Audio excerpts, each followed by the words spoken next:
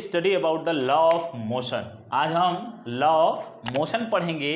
जैसे कि पीछे कॉन्सेप्ट में हमने आपको बता दिया था कि मास क्या होता है, वेट क्या होता है आपका, उसके बाद जितने भी आपके फोर्स क्या होते हैं, टाइप्स ऑफ फोर्स क्या होते हैं, बैलेंस फोर्स क्या होता है, अनबैलेंस फोर्स क्या होता है। आज हम पढ़ेंगे लॉ ऑफ मोशन। तो जो लॉ ऑफ मोशन है उसमें आपके 3 लॉ हैं। फर्स्ट लॉ आपका है according to first law. According to first law, what is the first law? Means a body at rest will remain at rest and a body in motion will remain in a motion unless act on the external force। unless act on the external force means क्या है, अगर एक object जो है अगर वो motion में है तो वो मोशन में ही रहेगा, अगर वो रेस्ट में है तो रेस्ट में ही रहेगा, जब तक कि उस पर कोई एक्सटर्नल फोर्स अप्लाई ना हो। ठीक है, तो जैसे क्या है कि आपका एक ऑब्जेक्ट है, ये रेस्ट कंडीशन में है, तो जब हम इस पर, जब तक ये रेस्ट कंडीशन में ही रहेगा जब तक कि इस पर कोई एक्सटर्नल फोर्स अप्लाई ना हो। ठीक है, इसे हम लॉ ऑफ इनर्शिया भी कहते हैं। लॉ ऑफ इनर्शिया भी कहते हैं। लॉ ऑफ इनर्शिया भी कहते हैं। ठीक है, यानी इसे जड़त्व का नियम भी कहते हैं। इसे जड़त्व का नियम कहते हैं। ठीक है, अब देखिएगा, जब लॉ ऑफ इनर्शिया मीन्स जड़त्व का नियम भी 2 तरीके का होता है। एक तो होता है हमारा कि जो गति का यानी मोशन का जो इनर्शिया है, मोशन इनर्शिया है, और सेकंड क्या है आपका, रेस्ट इनर्शिया है। तो यहाँ से भी क्वेश्चन काफ़ी पूछे जाते हैं कंपटीशन में कि मोशन इनर्शिया क्या है, लॉ ऑफ मोशन जो है वो इनर्शिया क्या है, और लॉ ऑफ रेस्ट इनर्शिया क्या है।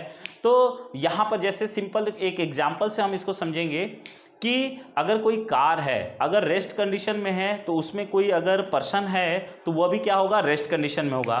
तो यहाँ से जो इनर्शिया है, जैसे आपसे पूछ दिया ये क्वेश्चन कि अगर कोई अचानक कोई आदमी मतलब झुक जाता है आगे की ओर, कार चलने की वजह से वो आगे की ओर झुक जाता है, तो इसमें किस टाइप की इनर्शिया है, किस टाइप का जड़त्व है। ठीक है, या इसमें वो किसके कारण झुकता है। तो सबसे पहले ये है कि वो इनर्शिया की वजह से आगे की ओर या पीछे की ओर झुकेगा, यानी जड़त्व की वजह से वो आगे की ओर या पीछे की ओर झुकेगा।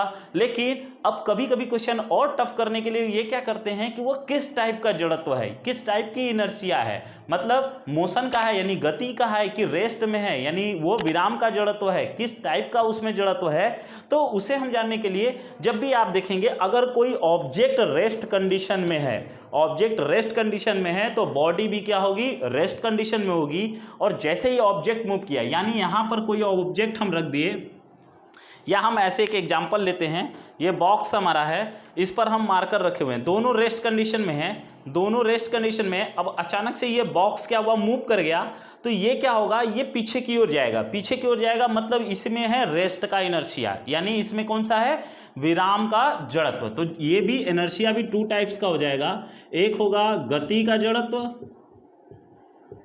गति का जड़त्व यानी inertia of motion, inertia of motion,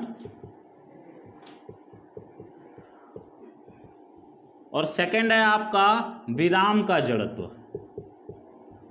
विराम का जड़त्व। इसे कहते हैं हम लोग inertia of rest, inertia of rest. Means अगर कोई ऑब्जेक्ट आगे या पीछे की ओर चलता है या झुकता है तो वो किसकी वजह से, इनर्शिया ऑफ मोशन या इनर्शिया ऑफ रेस्ट, यानी इनर्शिया की वजह से। That is the law of inertia. कभी कभी एक क्वेश्चन और भी पूछ देता है कि अगर कोई बैलगाड़ी है, कोई बैलगाड़ी है तो वो आगे की ओर चलती है तो वो किसके अकॉर्डिंग चलती है, लॉ ऑफ इनर्शिया के अकॉर्डिंग चलती है। किसकी वजह से, लॉ ऑफ इनर्शिया की वजह से चलती है। या फिर हम उसे आगे मोमेंटम में भी पढ़ेंगे, मोमेंटम की वजह से भी वो मूव करना स्टार्ट करती है। ठीक है, तो ये था आपका law of inertia means first. एक बार फिर से हम रिपीट करते हैं, क्या है आपका फर्स्ट लॉ। फर्स्ट लॉ आपका है कि अगर कोई ऑब्जेक्ट मोशन में है तो वो मोशन में ही रहेगा, अगर कोई ऑब्जेक्ट आपका रेस्ट में है तो वो रेस्ट में ही रहेगा, जब तक कि उस पर एक्सटर्नल फोर्स अप्लाई ना किया जाए। ठीक है, तो नेक्स्ट अब हम पढ़ते हैं second law of motion. Second law of motion क्या है, सेकंड लॉ ऑफ मोशन जो है, second law of motion rate of change of, rate of change of momentum momentum is directly proportional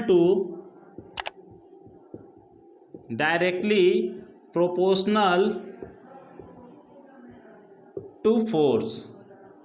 Means we can say that F directly proportional to P, F directly proportional to T, वो भी P कौन सा, rate of change of, means dP over dt। तो यहाँ से F equal to K dP over dt। अब हम इसे क्या कर सकते हैं, हम जानते हैं कि जो rate of change of momentum है, तो मोमेंटम हम लोग पिछली क्लास में क्या पढ़े थे, P equal to M into V, mass into velocity. तो हम यहाँ से हो जाएगा F, K की वैल्यू अगर 1 है तो यहाँ पर 1 हो जाएगा, तो ये हो जाएगा d m into V upon T. ठीक है, तो ये F इक्वल टू मास तो आपका किसी भी ऑब्जेक्ट है, अगर कोई ऑब्जेक्ट मोशन में है या रेस्ट में, जैसे एक बाइक है, अगर वो 70 kg की है तो अगर वो 30 के स्पीड में चल रही है तो भी 70 kg की होगी, अगर वो रेस्ट में है तो भी वो 70 kg की होगी। मीन्स मास आपका चेंज नहीं होगा, चेंज क्या होगा, आपकी वेलोसिटी। तो मास कांस्टेंट है, बाहर हो गया dv ओवर dt। तो हम जानते हैं rate of change of velocity, rate of change of velocity it's called acceleration.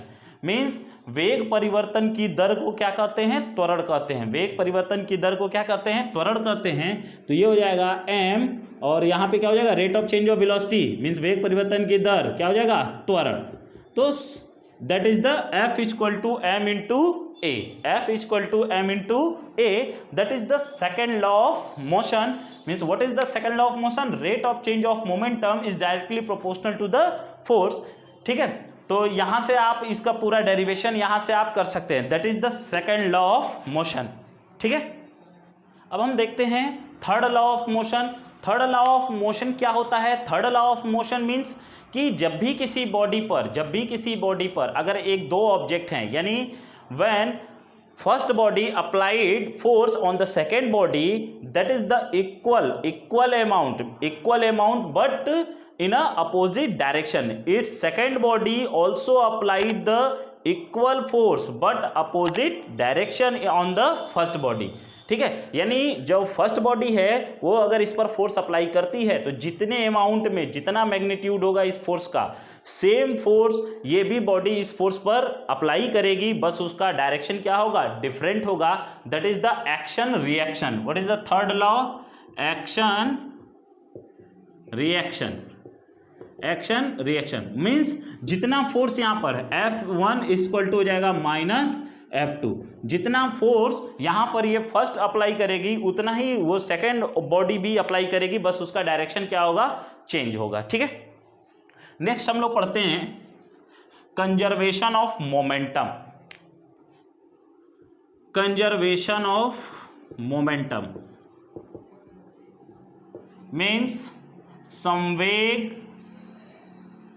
संवेग संरक्षण का नियम, law of conservation of momentum. Law of conservation of momentum means संवेग संरक्षण का नियम। संवेग संरक्षण का नियम हम कुछ कंडीशन से यहाँ पर अप्लाई करेंगे। जो संवेग संरक्षण या law of conservation of momentum होता है means the net force are applied on the object will be zero. मीन्स जो इनका एल्जेब्रिक सम होता है वो क्या होता है, ऑब्जेक्ट का जीरो होता है। जैसे हम लोग फर्स्ट कंडीशन में बात करते हैं, एक ऑब्जेक्ट ये आपका यहाँ पर है, इसका मास है m1, सेकेंड ऑब्जेक्ट आपका यहाँ पर है, इसका मास है m2। तो अभी ये अगर ये रेस्ट कंडीशन में तो इसकी इनिशियल वेलोसिटी u1, इसकी इनिशियल वेलोसिटी u2। अब हम जानते हैं कि जैसे ही लास्ट ये मूव करना शुरू करेगा v1 वेलोसिटी से और जाएगा इससे कोलाइड करेगा तो इसकी वेलोसिटी क्या हो जाएगी, v2 हो जाएगी। तो हम अभी पढ़े थे एक्शन रिएक्शन मीन्स जितना फोर्स ये अप्लाई करेगा उतना फोर्स ये इक्वल एंड अपोजिट डायरेक्शन में क्या करेगा, फोर्स अप्लाई करेगा। तो जो कंजर्वेशन संवेग संरक्षण होता है यानी ये जो हो जाएगा P1 इक्वल टू क्या होगा, P2 होगा। P1 इक्वल टू क्या होगा, P2। मीन्स जो यहाँ पर मोमेंटम होगा वही इस ऑब्जेक्ट का भी मोमेंटम होगा। तो हम इसको कर सकते हैं, इनिशियल कंडीशन में इसका मोमेंटम क्या होगा, m1 u1, ठीक। और उस समय इसका तो प्लस m2 u2 ये इनिशियल कंडीशन में हो गया, और फाइनल कंडीशन में क्या हो जाएगा m1 v1 और plus m2 v2, that is the conservation of momentum. ठीक है। और अब अगर ये दोनों साथ में चले जाते हैं, अगर ये दोनों अभी ये कोलाइड करके पीछे आया तो ये अपोजिट डायरेक्शन में माइनस P2 हो जाएगा, तो ये इधर आएगा तो ये क्या हो जाएगा, अगर ये जीरो है तो m1, अगर मान लेते हैं कि P1 यहां पर करते हैं P1 equal to minus P2, तो ये U अगर जीरो है, अगर ये रेस्ट कंडीशन में है तो ये वैल्यू क्या हो जाएगी, जीरो हो जाएगी, और ये क्या हो जाएगा m1 v1 equal to minus m2 v2, अगर ये माइनस हो जाएगा P1 equal to minus P2। ठीक है। सेकंड कंडीशन क्या करते हैं, सेकंड कंडीशन में ये है कि अगर आपका ऑब्जेक्ट ये जैसे है, ये m1 ये u1 ये m2 ये u2, अगर ये कोलाइड करने के बाद दोनों साथ में होकर चले जाते हैं, दोनों क्या हो जाते हैं, साथ में होकर चले जाते हैं, तो इनिशियल कंडीशन में क्या हो गया m1 u1 plus m2 u2, अगर ये जैसे ये कोलाइड किया और इसके साथ चिपक कर इसको साथ में लेकर जा रहा है, इसके साथ चिपक गया है, तो उस समय क्या होगा, ये दोनों मास एक हो जाएंगे और उनकी वेलोसिटी क्या हो जाएगी, सेम हो जाएगी, तो उस समय हो जाएगा m1 प्लस m2 और इसकी वेलोसिटी क्या हो जाएगी, दोनों की common v, means that is the second, ये second law of conservation of momentum है। ठीक है। अब हम सभी पर एक एक न्यूमेरिकल देख लेते हैं। ठीक है। अभी हम लोग एक न्यूमेरिकल सॉल्व करते हैं यहाँ पर। ठीक है। तो न्यूमेरिकल क्या है, a force of 12 Newton start acting on a body kept at rest, find the momentum of the body at 1 second 2 second 5 second after the force start acting। Means क्या है, एक 12 न्यूटन का फोर्स है, एक 12 Newton का force है जो किसी रेस्ट बॉडी पर, जैसे यह बॉडी आपके रेस्ट कंडीशन में है तो इस पर कितना फोर्स लग रहा है आपका, 12 न्यूटन का लग रहा है। ठीक है। 12 न्यूटन का फोर्स अप्लाई कर रहे हैं, तब आपको मोमेंटम फाइंड करना है फर्स्ट, यानी स्टार्टिंग के फर्स्ट सेकेंड में आफ्टर जो फोर्स अप्लाई कर रहे हैं, फोर्स अप्लाई होने के जस्ट बाद 1 सेकेंड बाद इसका मोमेंटम क्या होगा, 2 सेकेंड बाद इसका मोमेंटम क्या होगा, और 3 सेकेंड बाद इसका मोमेंटम क्या होगा। ठीक है। तो सबसे पहले हम लोग जानते हैं कि according to second law of motion, according to second law of motion, तो what is the second law of motion, means that is the F equal to means rate of change of momentum, it's called force. तो ये जो equal to the force होता है, तो यहां से क्या हो जाएगा, P1 minus P2 upon T1 minus T2, P1 minus P2 upon T1 minus T2।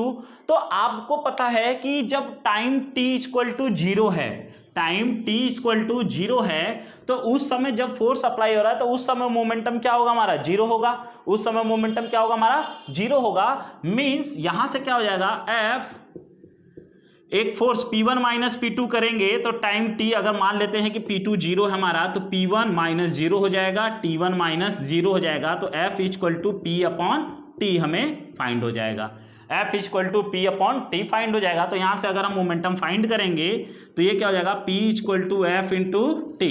अब बस आप वैल्यू, टाइम के वैल्यू पुट करते जाएंगे, मोमेंटम आपको मिल जाएगा। तो यहाँ से P1 के कंडीशन में क्या हो जाएगा, P1 F तो हमेशा लगेगा T1, तो P1 हो जाएगा आपका 12 इंटू टाइम कितना है, 1 सेकेंड, 1 मीन्स 12 न्यूटन।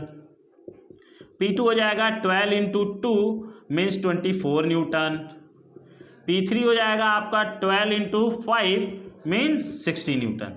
मीन्स यहाँ पर ये कॉन्सेप्ट था कि हमें मोमेंटम फाइंड करना था, तो जनरली हम क्या जानते हैं, मोमेंटम इक्वल टू होता है मास इंटू वेलोसिटी, और यहाँ पर कहीं पे वेलोसिटी गिवन नहीं है हमारा।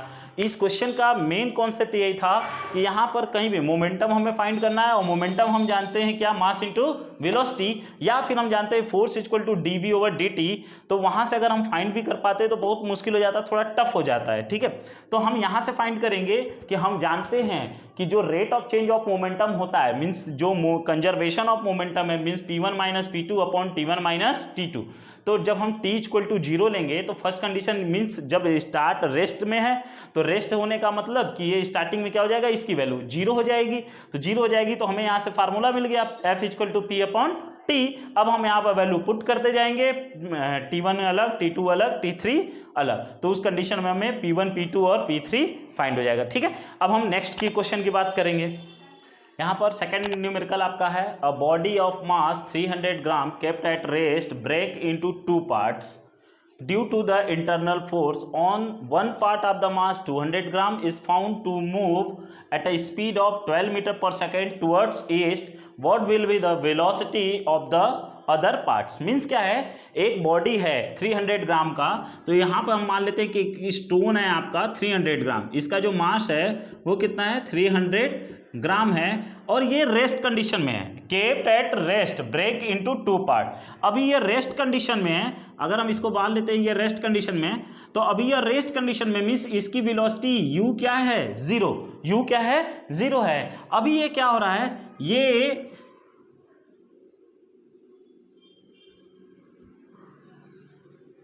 दो पार्ट्स में क्या हुआ है डिवाइड हो गया है, ये दो पार्ट्स में क्या हो गया है डिवाइड हो गया है, एक है m1 और सेकंड है m2।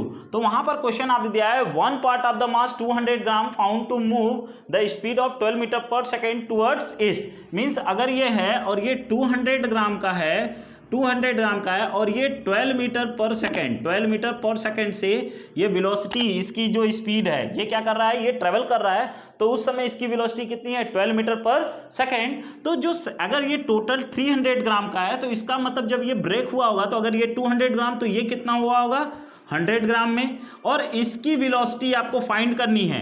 तो जाहिर सी बात है कि आपको मालूम है एक्शन रिएक्शन से कि अगर ये जितना फोर्स अप्लाई होगा तो अगर ये इधर मूव करेगा ईस्ट में तो ये कैसे मूव करेगा वेस्ट में करेगा। ठीक है, तो अब हम लगाते हैं क्या कंजर्वेशन ऑफ मोमेंटम। तो कंजर्वेशन ऑफ मोमेंटम क्या होता है, जो नेट मोमेंटम होता है वो क्या होता है 0 होता है। तो मीन्स क्या होगा, इनिशियल कंडीशन में इसकी मोमेंटम की बात करें तो इसकी मोमेंटम क्या होगी P equal to mass into velocity करेंगे तो m इंटू v0, तो इसका मतलब मोमेंटम क्या होगा इसकी 0 होगी। तो हम जानते भी हैं P1 equal to minus P2, तो यहाँ से ये क्या हो जाएगा P1 equal to m1 v1 plus m2 v2।